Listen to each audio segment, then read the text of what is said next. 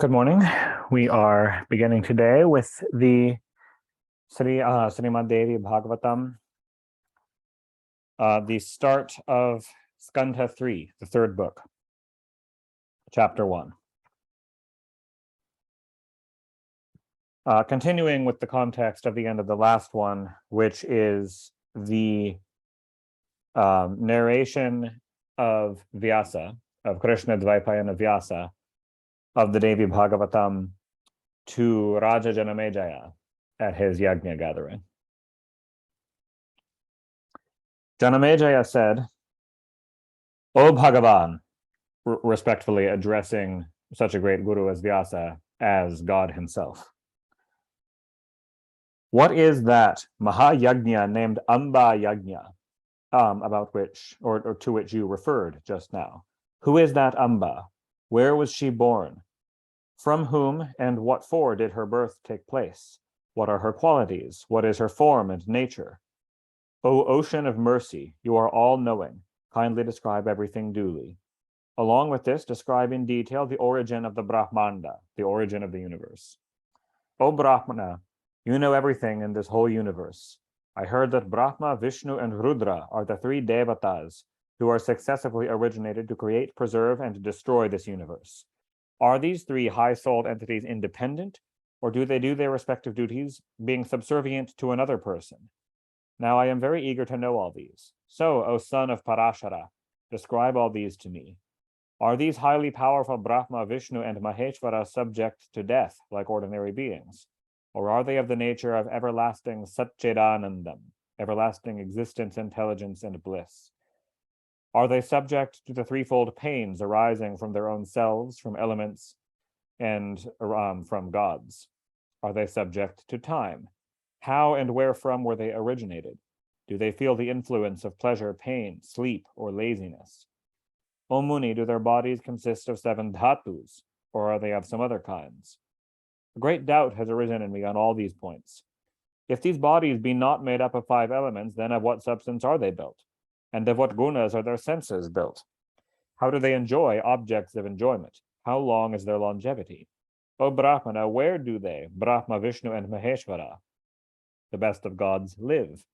And of what nature are their powers and prosperities? I would like very much to hear all these, so describe all these in detail to me."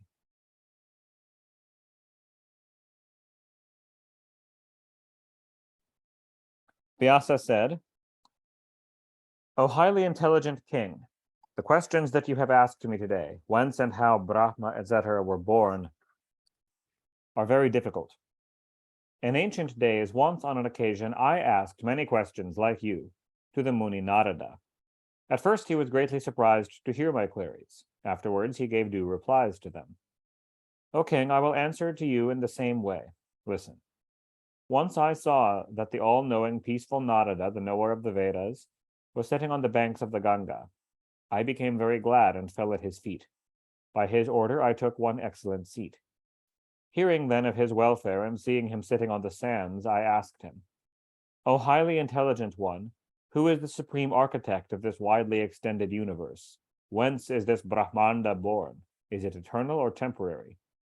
When it is an effect, then it is natural that it cannot be created without a cause. Now, when the cause, the creator, is certain, so if we know that there is a creator, is he one or many? O sage, as regards this wise samsara, I have expressed my doubt. Now answer me, what is the real and true, and thus remove my doubts. Many believe Mahadeva, the lord of all the other devas, as the supreme god, the cause of all. He is the source of deliverance to all the jivas, devoid of birth and death, always auspicious, peaceful in himself, and the controller of the 3 gunas. He is the one and only cause of creation, preservation, and destruction. Some pundits believe Vishnu is the god of all, and praise him as such. It is Vishnu that is the powerful supreme self, the lord of all, and the first person, Adi Purusha. It is he that has no birth nor death, the deliverer of the whole jivas, omnipresent. His faces are everywhere. He is the granter of enjoyments and liberation to the devotees. Some others again call Brahma the cause of all. It is he that is omniscient and the stimulator of all beings. The 4-faced Brahma, the best of all the devas, is born from the navel lotus, of someone of endless force. He resides in Satyaloka. He is the creator of all and the lord of all the devas. Again, some other pundits call the sun, Surya, as God. In the morning and in the evening, they chant his hymns without any lack of slackness or any laziness. Again, there are others who say that Indra is the lord of all the jivas. He is thousand-eyed. It is Indra, the husband of Shachi, that is the god of all. Those who perform yajnas worship Vasava, the king of the devas. He drinks soma juice, and those who drink soma are his beloved. He is the one and only lord of sacrifices. Thus all men worship according to their respective wishes. Varuna, Soma, Agni, Pavana, Yama, Kubera, the lord of wealth. There are some again who worship the elephant-faced Ganapati, the fructifier of all actions, the granter of desires of all the devotees, and the giver of success to all in all enterprises no sooner than he is remembered. Some acharyas say again that the all-auspicious is the Adi Maya, the great Shakti Bhavani, the giver of everything, whose nature is with and without attributes, who is not different from Brahman, who is both Purusha and Prakriti, the creatrix, the preservatrix, and the destructrix of all. The mother of all the gods, beings, and lokas is the great goddess of this Brahmanda. She is without beginning and end, full, present in all the beings and everywhere. It is this Bhavani that assumes the various endless forms such as Vaishnavi, Shankari, Brahmi, Vasavi, Varuni, Varahi, Narasinghi, Mahalakshmi, the one and secondless Veda Mata, and others. It is this Vidya nature that is the one and the only root of this tree of samsara. The mere act of remembering her destroys heaps of afflictions of the devotees and fulfills all their desires. She gives moksha to those who are desirous of liberation and gives rewards to those who want such. She is beyond the three gunas and still she emanates them. Therefore, the yogis that wants rewards meditate on her who is of the nature of vidya and who is devoid of attributes. The best munis, the knowers of the truths of Vedanta, meditate on her as formless, immutable, stainless, the omnipresent Brahma, devoid of all dharma, or beyond all dharma. She is described in some Vedas and Upanishads as full of tejas, or energetic light, or a fiery, luminous power. Some intelligent persons describe God as of infinite hands, infinite ears, infinite legs, infinite faces, peaceful, the Virat Purusha, and describe the sky as the pada of Vishnu, the place of Vishnu, or literally the place where Vishnu steps, a reference to the Vamana avatar of him claiming the heavens with a single step. Other knowers of the Puranas describe him as Purushottama. There are some others again who declare that this creation cannot be done by a single individual. Some atheists say that this inconceivable infinite universe was not created by a god. So there is no such definite god that can be called its creator. Though without any creator, this Brahmanda is sprung from nature and conducted by her. The followers of the Sankhya system say that Purusha is not the creator of the universe. They declare that Prakriti is the mistress of this universe, O Muni. Thus I have expressed to you what the Muni Kapila, the Acharya of the Sankhyas, and the other philosophers declare as their opinions. Various doubts thus reign always in my breast. Owing to these doubts, my mind is so confused that I cannot arrive at any definite conclusion. My mind is very much unsettled as to what is dharma and what is adharma. What are the characteristics of dharma? I cannot make them out. For the devas are all sprung from the sattva guna and are always attached to the true dharma, yet they are frequently troubled by the sinful danavas. How then can I place my confidence on the permanence of the dharma? My forefathers, the Pandavas, were always endowed with good behaviors and good actions, and they remained always in the path of the dharma, yet they suffered a good deal of troubles and sufferings. In these cases, it is very difficult to understand the greatness of dharma. So, O Father, seeing all these, my mind is thrown into a sea of doubts and troubles. O Mahamuni, there is nothing impracticable for you, so remove my doubts. O Muni, I am always plunged and raised and plunged again in this sea of delusion. So save me by lifting me on the boat of wisdom and carry me across this ocean of samsara. Thus ends the first chapter on the third skandha on the questions put by Janamejaya and the Mahapurana Srimad Devi Bhagavatam of 18,000 verses by Maharshi Veda Vyasa. Chapter 2. Vyasa said, O mighty armed Kuru, what you have asked me just now, I also asked the same thing to Narada, the Lord of the Munis, and he gave me the following reply. O Vyasa, what shall I say to you on this point more than this, that a doubt occurred to me also in my former days? The question that you have put to me today rose in my mind before, and I went to my father Brahma, of endless energy, and asked to him thus, O Lord, O Father, whence is this whole Brahmanda born? Have you created it? Or is it Vishnu or Maheshvara? O all-pervading soul, who is there in this Brahmanda fit to be worshipped? O Lord of the world, who is the topmost Lord ruling over everything? Kindly say. O Brahman, I am plunged in this sea of Maya and perils. My heart is agitated with doubts, hence it is not appeased in any place of pilgrimage, or in thinking any deva, or in practicing any sadhana, or in any other object. O sinless one, give me the answers duly, and thus remove my doubts. O tormentor of foes, unless the highest truth is known, peace is not found. This heart, distracted in various ways, cannot rest fixed on one subject. Who am I to remember? Who to worship? Where to go? Whom to praise? Who is the supreme God in this universe? I do not understand these things. O Satyavati's son, hearing these my serious queries, Brahma, the grandsire of beings, replied to me as follows. O highly illustrious son, what more shall I say to you than this, that even Vishnu is unable to answer your questions, so difficult are they indeed. O great intelligent one, nobody that is attached to the world truly knows anything about this. Those who are unattached to this world, who are free from any envy, those who are without desires and calm, those high-souled ones know the secret of all this. In former days when all was water, water everywhere, and all things moving and non-moving were destroyed, when 5 elements were sprung forth from the primal chaos, then I was also born from the lotus navel of Vishnu. Then, not seeing moon, sun, trees, or mountains, or anything, and sitting on the karnika of the lotus, the very center of the lotus, I thought thus, whence am I born in this great ocean of waters? Who has created me? Who is now my protector? And who will be my destroyer when this cycle ends? There is no earth distinctly visible anywhere here. On what, then, rests this mass of water? The lotus is termed pankaja because it springs from mud and dirt. So unless there exists the earth underneath with mud and dirt, how has this lotus come out here? Now let me try and find out where is the root of this lotus. Where is the mud and the dirt?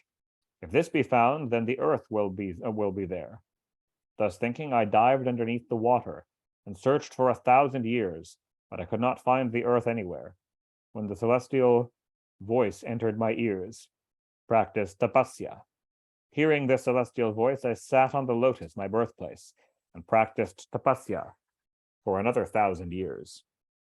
Next, the celestial voice came again, create. Hearing this, I became quite confounded and began to think within myself, now what am I to create? What to do? After this, the 2 terrible daityas, Madhu and Kaitaba, came to me and frightened me, saying, fight with us. I became quite terrified, and holding the stem of the lotus, I got down within the water. There I saw a wonderful person sleeping on the Ananta serpent. He was of a deep blue color like a rain cloud, wearing yellow clothes, 4-armed, garlanded with forest flowers, the lord of this whole universe. On the 4 arms of this Mahavishnu, there were conch shells, disc, lotus, and club, and other weapons. I saw this Achyuta Purusha sleeping on the Ananta Shesha bed, motionless and under the influence of Yoga Nidra. I then thought within myself, what am I to do? Not being able to find out any other way, I recollected the Devi who was then of the nature of sleep, Nidra Devi, and began to praise her. The auspicious Devi Yoga Nidra, whose form could not be determined, immediately left the body of Vishnu, and decorated with divine ornaments, began to shine in the air. After she left the body of Vishnu, Vishnu immediately got up, and he fought terribly for 5,000 years with the Danavas Madhukaitabha. Then, by the grace of the Bhagavati, he extended his own thighs, and then on those thighs he slew the two demons. Where Vishnu and myself were standing, Rudra Deva came also and joined with us. Then we three saw the beautiful Devi in the celestial space. We three then commenced to chant hymns to her, and she gladdened our hearts by her gracious look and said, O Brahma, O Vishnu, O Rudra, the two great Daityas are slain. Now forsake your laziness and do your respective works of creating, preserving, and destroying the universe. Create your own abodes and live in happiness. Create by your respective lordly powers the fourfold beings. Hearing the Devi's gentle, sweet words, we spoke, O Mother, there is no wide earth here. All is one mass of infinite ocean. No 5 elements, no 5 tanmatras, no sensual organs, no gunas. Nothing exists here. How can we then execute the works of creation? Hearing our words, the Devi smiled. Immediately there came from the sky overhead a beautiful aerial car. The Devi said, O Brahma, O Vishnu, O Rudra, get in this car without any fear. Today I will show you a wonderful thing. At her word, we got into the beautiful car without any fear. It was decorated with various gems and jewels, bedecked with pearls, emitting sweet tinkling sounds of bells, and looking as the abode of the celestials. Seeing us seated without any fear, she made the car fly high up into the sky by her Shakti. Thus ends the second chapter of the third skandha on Brahma, Vishnu, and Rudra's going towards the heavens on the celestial car, given by the Devi, in the Mahapurana Srimad Devi Bhagavatam of 18,000 verses by Maharshi Veda Vyasa. Chapter 3. Brahma said, we were very much astonished not to find water where our beautiful aeroplane landed us. We saw earth, resonated with the sweet cooings of the cuckoos, filled with beautiful fruit-laden trees, forests, and gardens. Big rivers, wells, tanks, ponds, water springs, small pools, women and men were all there. Next, we saw in front of us a nice city enclosed by a divine wall, containing many yajñashalas and various palatial buildings and magnificent edifices. Oh, we thought, it is heaven. What a great wonder. Who built this? Next, we saw a king looking like a deva is going out on a hunting excursion in the forest. The Devi Ambika, whom we saw before, is staying on the chariot. In an instant, our aeroplane, propelled by air, got high up above the sky and reached in the twinkling of an eye at a lovely place.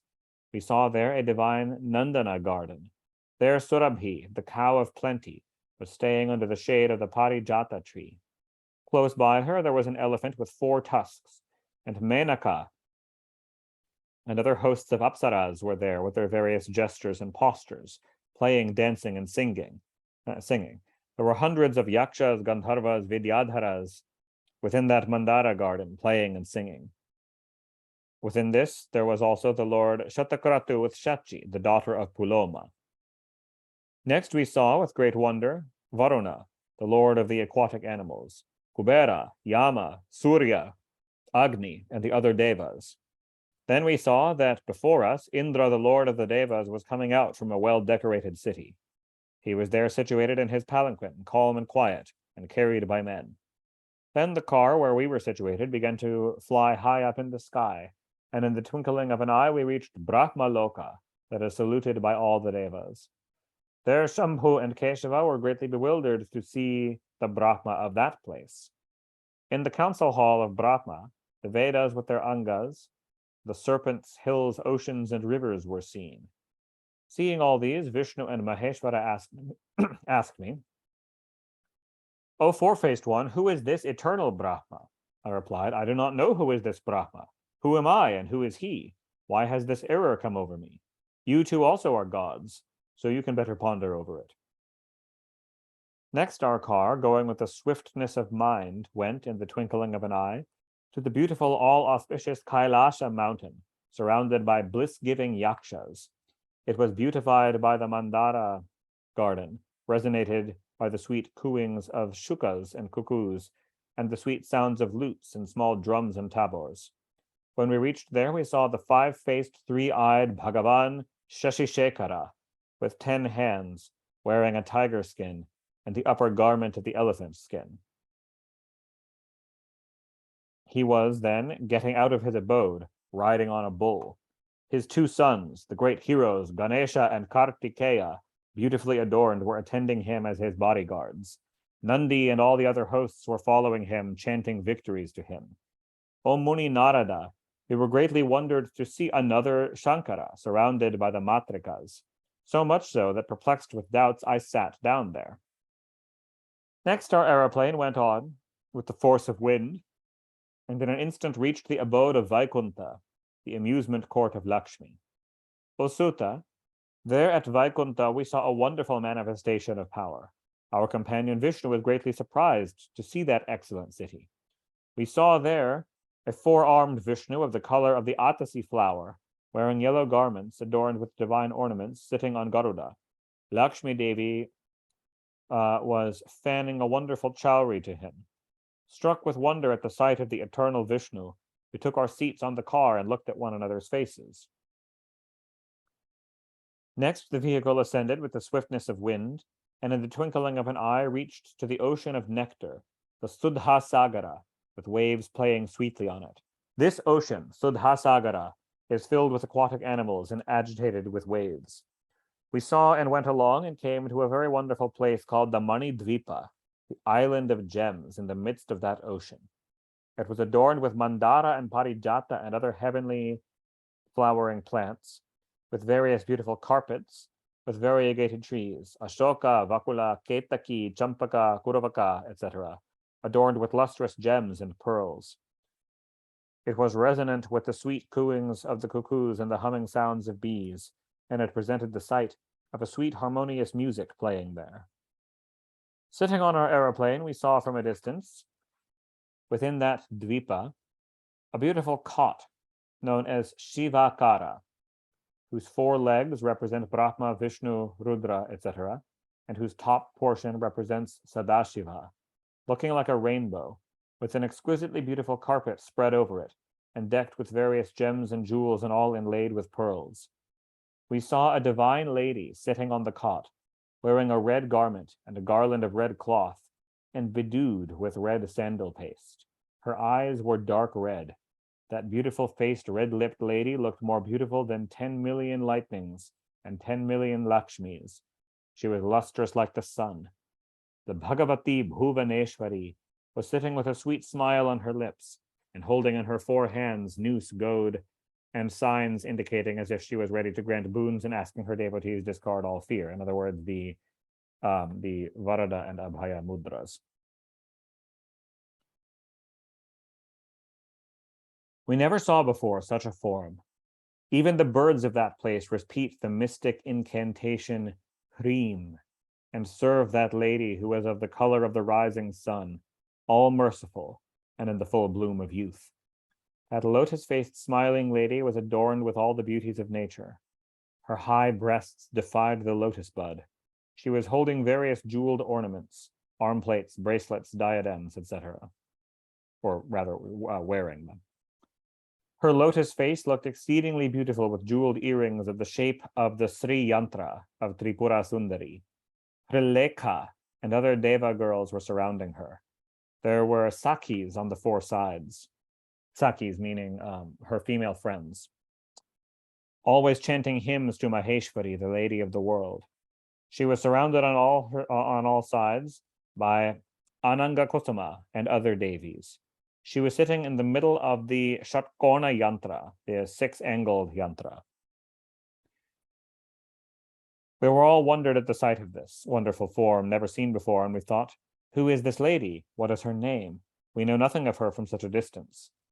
Thus, while we were gazing at her, that 4-armed lady became gradually 1,000-eyed, with 1,000 hands and 1,000 feet, so it seemed to us.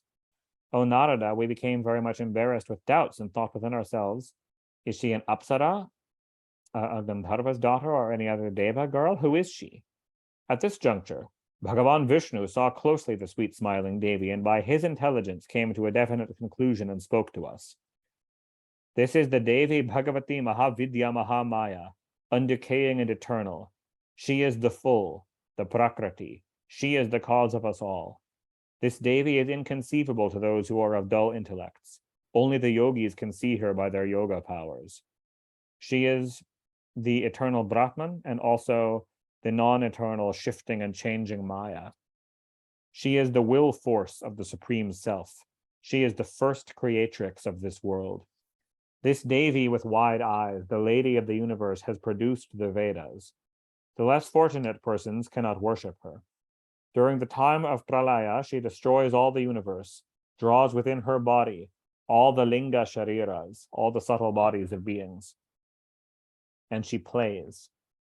O two devas, at present she is residing in the form of the seed of the universe. Behold, on her sides are seen duly all the vibhutis, the manifestations of powers.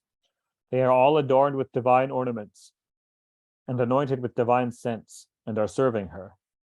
O Brahma, O Shankara, today we are blessed and highly fortunate that we have got the darshan of this Devi. The tapasyas that we practiced of yore have yielded to us this fruit. Else why Bhagavati has shown so carefully her own form. Those who are highly meritorious by tapasyas and gifts of abundant wealth, those high-souled persons are able to see this all-auspicious Bhagavati. The person attached to sensual objects can never see her.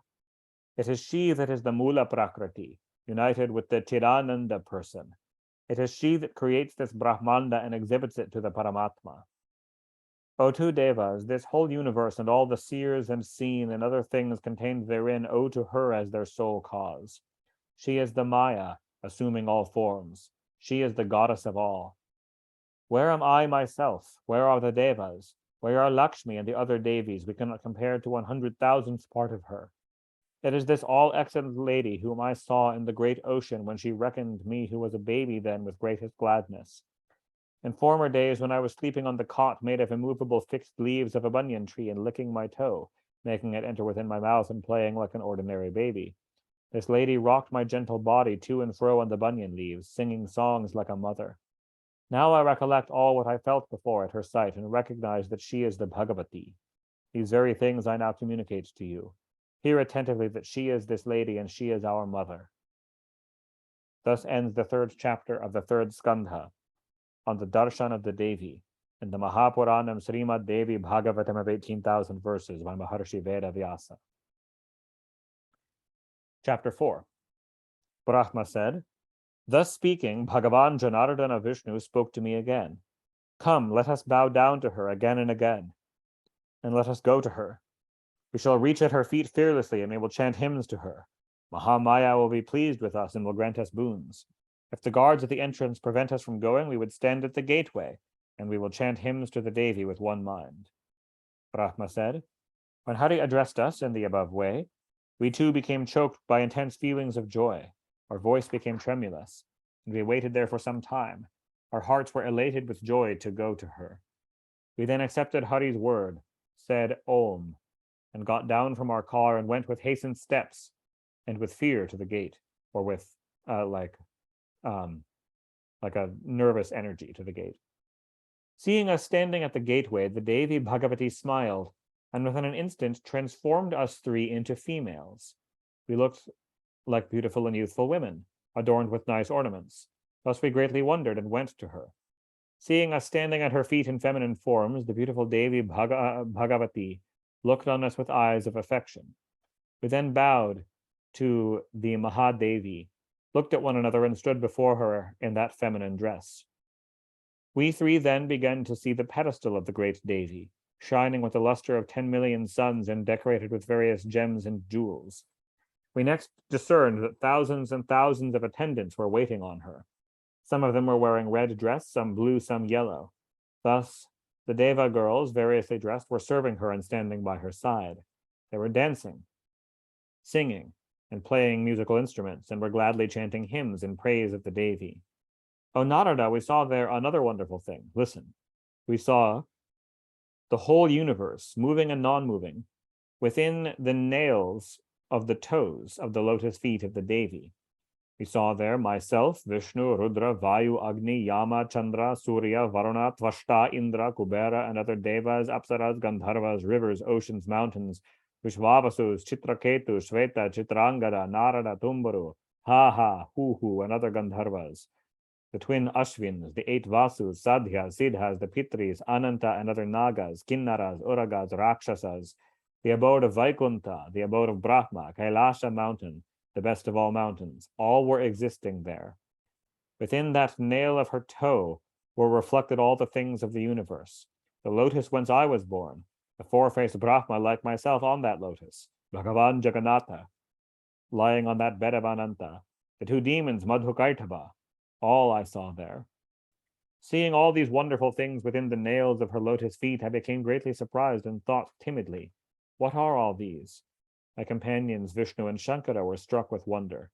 We 3 then made out that she was our mother of the universe. Then full 100 years passed away in seeing the various glories of the Devi and the auspicious nectar-like Manidripa, the island of jewels. As long as we were there, her attendants, the Deva girls adorned with various ornaments, gladly considered us as Sakis, or friends among their group.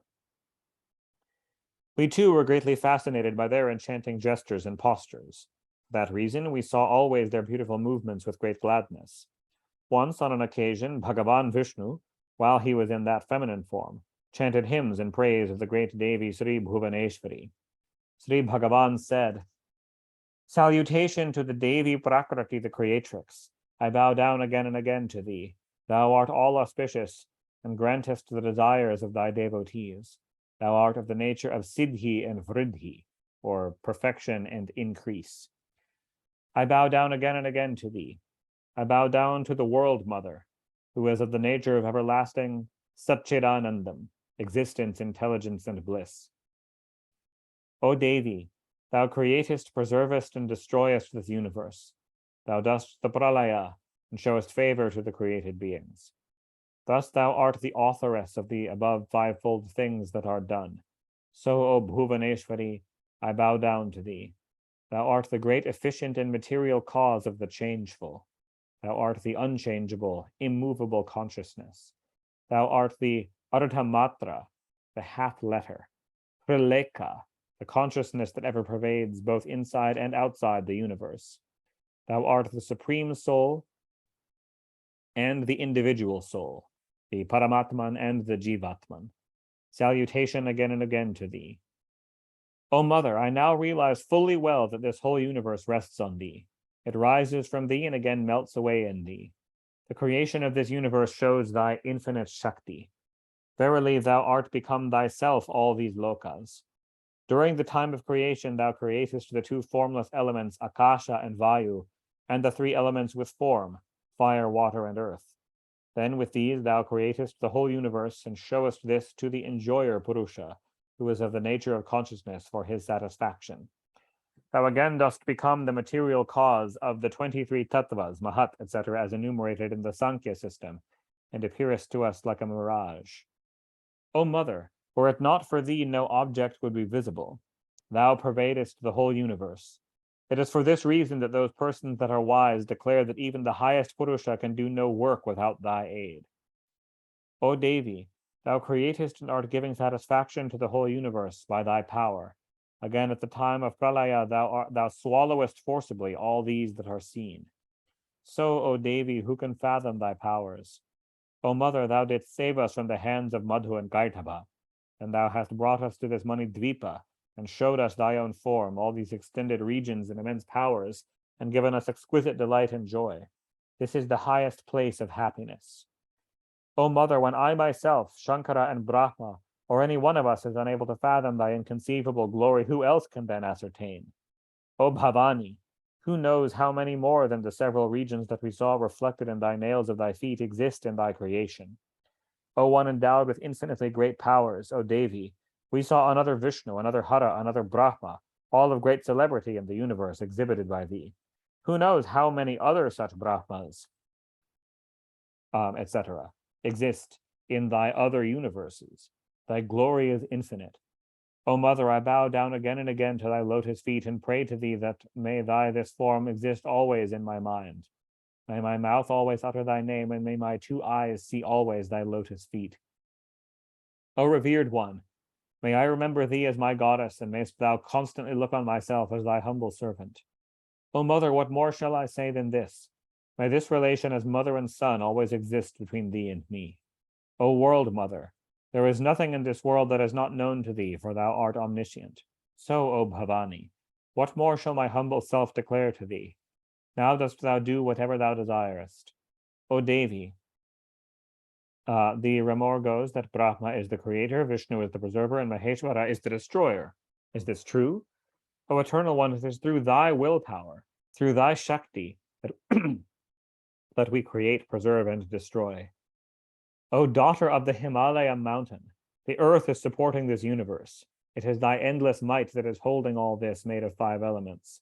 O grantress of boons, it is through thy power and luster that the sun is lustrous and becomes visible. Though thou art the attributeless self, yet by thy Mayak power thou appearest in the form of this Prapancha universe. When Brahma, Mahesha, and myself take birth by thy power and are not eternal, what more can be said of Indra and the other devas than this, that they are mere temporary things and created? It is only thou that art eternal, ancient Prakriti and the mother of this universe. O Bhavani, now I realize from my remaining with thee that it is thou that dost impart out of mercy the Brahma Vidya to the ancient Purusha, and thus he can realize his eternal nature. Otherwise, he will remain always under delusion that he is the Lord, he is the Purusha without beginning, that he is the good universal soul, and thus suffers under various forms of ahankara. Thou art the Vidya of the intelligent persons and the Shakti of beings endowed with force.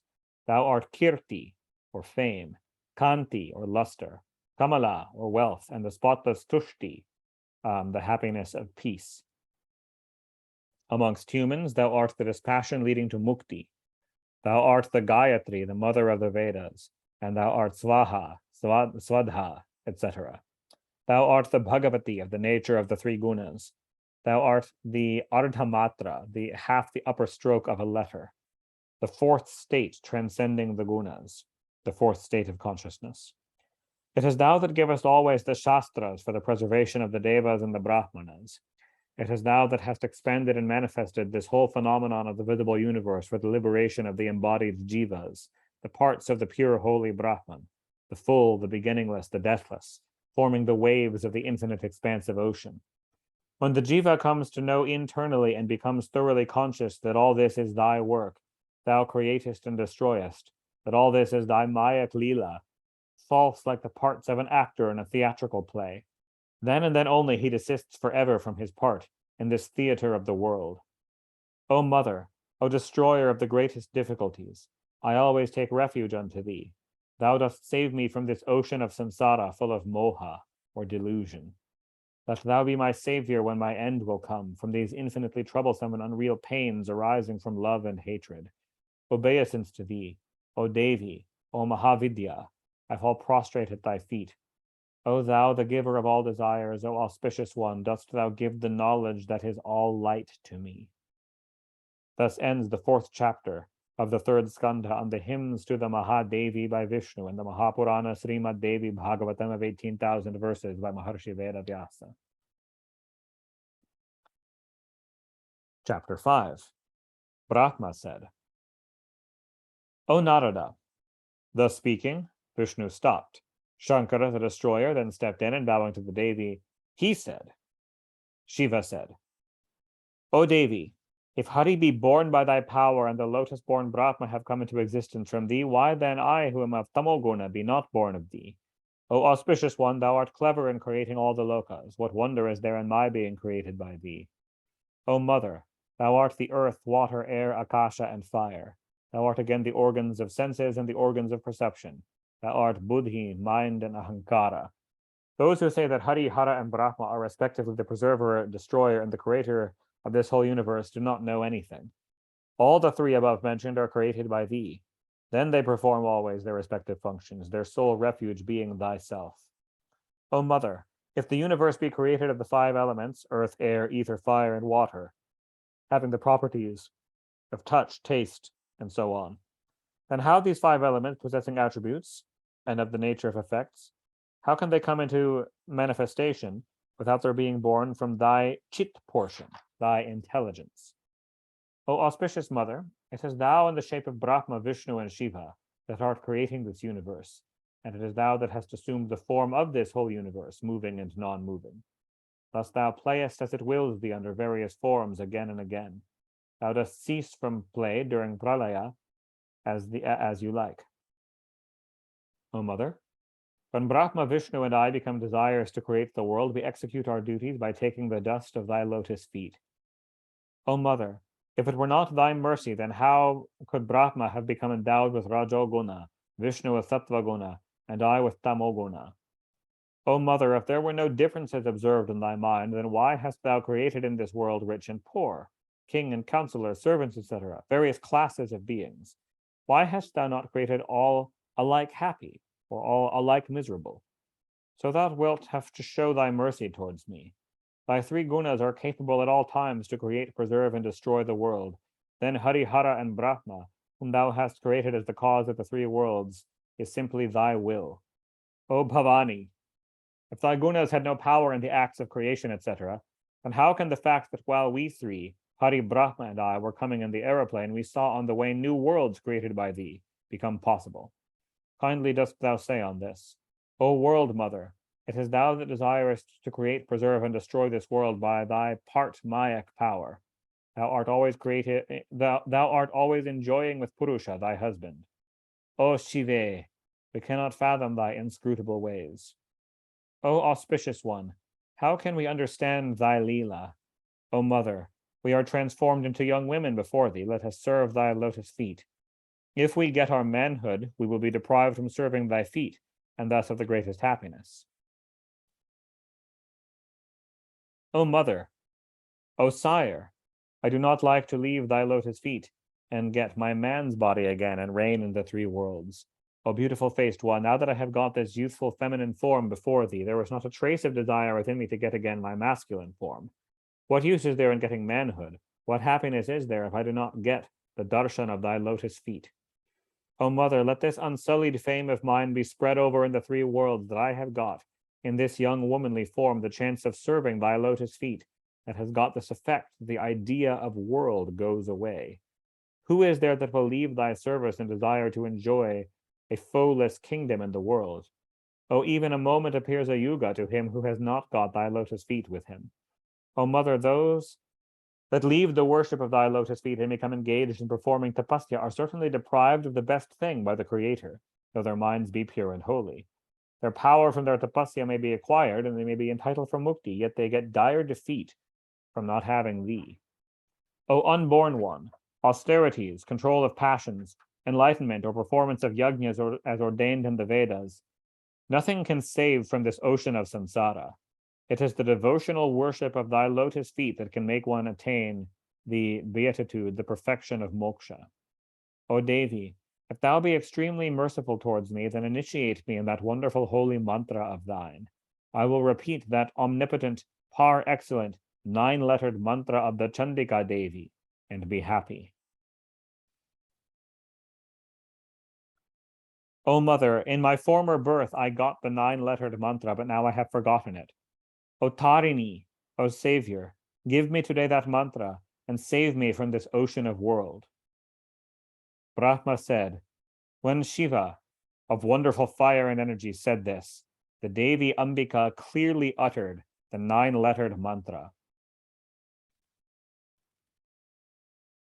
Mahadeva accepted the mantra and became very glad. He fell down at the feet of the Devi, and then and there began to repeat the 9-lettered mantra together with the bija that yields desires and liberation and can be easily pronounced. The text here, the original manuscript, does not actually say the mantra, but the translator, the Swami giving the translation, does give us the mantra here. That the mantra in question is Om Hrim Srim Chandikaye Namaha. That's the mantra being referred to.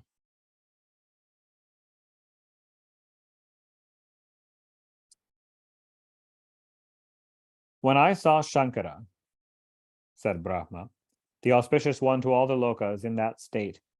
I fell down also at the feet of the Devi and spoke to Mahamaya. O mother, it is not that the Vedas are unable to ascertain thy nature. For in the performances of yajnas and other minor actions, they do not mention thy full nature, the ordainer of all, but simply mention Indra and minor deities, and Svaha Devi, a portion of thy essence, as the presiding deities of the yajna offerings and oblations. So, O Devi, it is thou that hast been extolled in this universe as the universal consciousness, all-knowing and all-transcending all the devas and all the lokas. I have created this greatly wondrous universe. I am the Lord of this Brahmanda. Who is there more powerful than me in these three worlds? When I am Brahma, transcending all the lokas, then I am blessed. There is no doubt in this. By reason of this vanity, I am plunged in this widely extended ocean of samsara. That now I have been able to get the dust of thy lotus feet has now made me really proud. And truly I am blessed today, and by thy grace this manifestation of pride on my part has become quite justified. Thou destroyest the fear of the samsara and givest mukti. So, O goddess, I pray unto thee that thou dost cut asunder this iron chain of my delusion, full of great troubles, and make me devoted to thee. O auspicious one, I am born from the lotus discovered by thee. Now I am extremely anxious how I can get mukti. I am thy obedient servant. I am merged in the delusion of this ocean of world. Save me, O Shiva, from this samsara. Those who do not know thy character think that I am the creator and lord of this universe. Those who do not worship thee and worship Indra and other devas and perform sacrifices to attain svarga are certainly ignorant of thy glory. O prime Maya, thou art the eternal Mahamaya. It is thou that dost want to play this world play, and for that purpose has created me as Brahma. Then I created these four sorts of beings, engendered by heat and moisture, those that are oviparous, those that are sprung from germs or shoots, and those that are born from the womb, viviparous, and exhibit my pride that I am omniscient. So forgive this sin of mine, this my pride. O mother, those ignorant persons blinded by passion who take recourse to the eightfold yoga and samadhi and labor under it, do not know for certain they would get moksha if they uttered thy name, even under a pretext. O Bhavani, are they not deluded by error and blinded by passion for this world, who discriminate only the tattvas and forget thy name? For it is thou that dost give mukti from this world.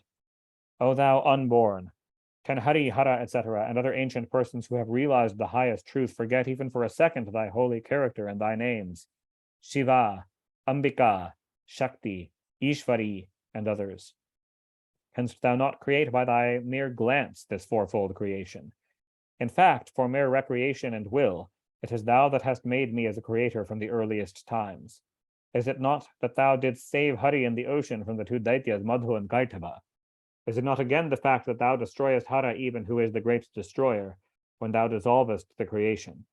Otherwise, why is it that Hara becomes born from my eyebrows at the time of fresh creation? So Hari is not the preserver of all. Hara is not the destroyer of all. Had they been such, why would they be preserved and destroyed respectively by thee? So thou alone art the creatrix and preservatrix of all. O Bhavani, no one has heard of or seen thee taking birth. Nobody knows whence thou art born. Thou art indeed the one and only Shakti. Only the four Vedas can make one understand thy nature. O mother, it is only by thy help that I am able to create this creation, Hari to preserve and Hara to destroy. Without thy aid, we are able to do nothing. There is nobody in this world born or that was born or that will be born, who does not become doubtful as we are. This thine wondrously variegated universe, full of thy Leela, consisting in variety, is the common ground of dispute of the imperfect intellects, who are not deluded here. And this samsara, full of things visible and invisible, there is another one who is more ancient than thee. There is another highest person who is thy substratum.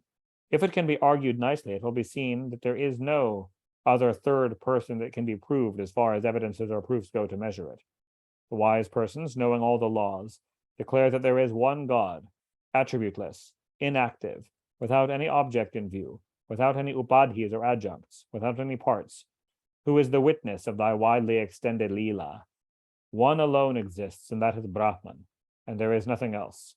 This is the saying of the Vedas.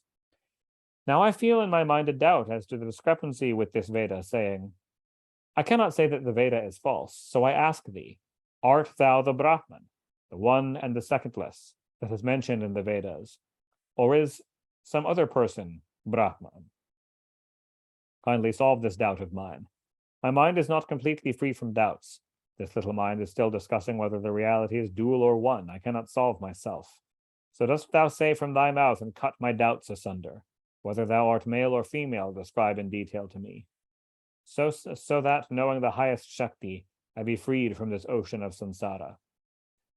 Thus ends the 5th chapter of the 3rd Skandha, on the chanting of hymns by Hara and Brahma in the Mahapuranam Srimad Devi Bhagavatam of 18,000 verses by Maharshi Veda Vyasa.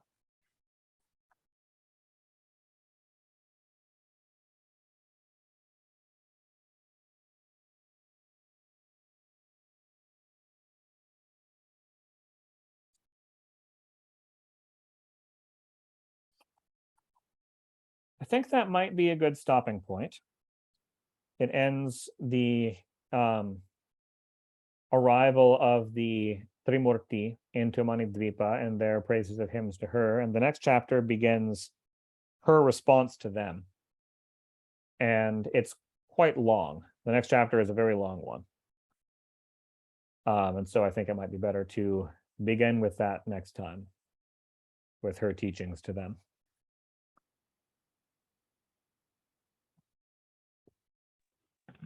Wow, thank you, Devla. Amazing readings. Yeah, thank you guys. Thank you very much for coming. So what are the names of, are there holy names for the Trimurti in female form? There are various. No such were mentioned here. There are various such names. There are, of course, the names of their Shaktis worshipped in female form, Brahmani, Vaishnavi, and Rudrani Shaktis, worshipped as Matrika Shaktis.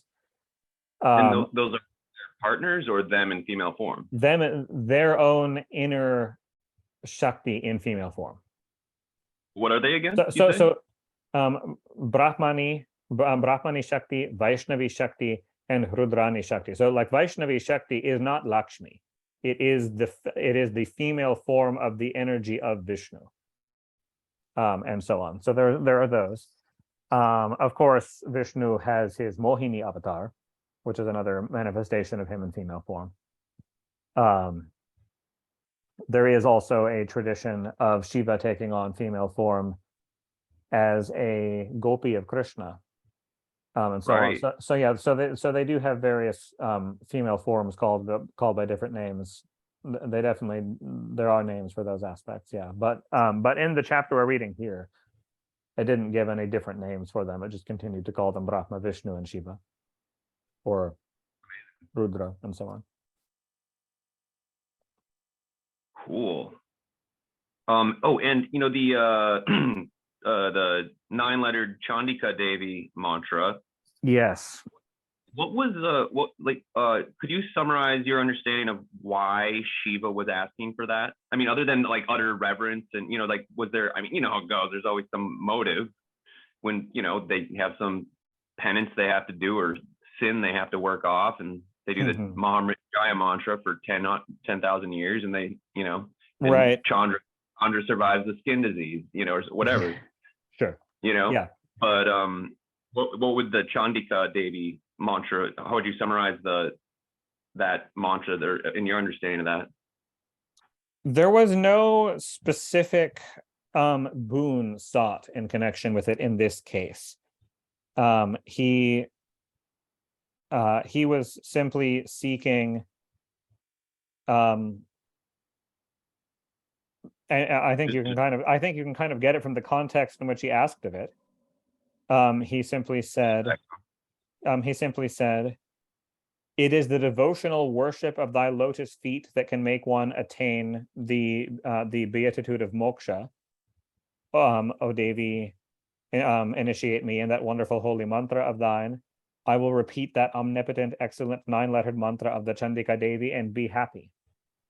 Pure devotional joy. There wasn't any particular suffering he was trying to get rid of. There was no curse. There was no manifest worldly Wow. boon he was seeking. Purely just the bliss of devotion to her was the purpose of the mantra.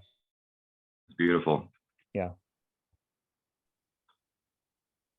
And it was a neat description of the universe in Devi's toenail. I hadn't heard that before. Yes, the whole universe appearing in the shine, the like reflections off of her toenails. Yeah. Oh, and one last question, if I may. Yes, sure. What do you, there was briefly mentioned, but not, of course, in depth described of the boon granting mudras. Oh, Do you, yes. like So Varada reference- Mudra. These are the two most common of all mudras. Not necessarily the most common mudras for human practitioners, but the most common mudras for divine aspects to display. Abhaya Mudra, just the showing of the palm, which means fear not, and Varada Mudra, which it's like this, like holding out a hand and holding it higher than normal. It's kind of at a lower angle usually. Kind of the idea being like letting blessings come down from one's palm. The Varada Mudra, that is the boon granting mudra. Amazing. It's extremely common in any iconography of devatas for them to be making. Those are the two most common mudras. So that's what was referred to in that part. Yes, I'm seeing the depiction of Sita. Sita is doing that, the holding her palm down to Hanuman in a depiction I'm looking at. Yeah. So yeah, that's Varada Mudra, giving her blessings to him. Cool. Yeah. Thanks so much, Deva. Yeah. Thank you very much for coming. Ekadashi today, according to ISKCON, Ekadashi today. So yeah, beautiful happy. day. Yes, happy Ekadashi. Yeah. So great to hear these readings today. Yeah. Thank you. Jai Ma. Jai Ma.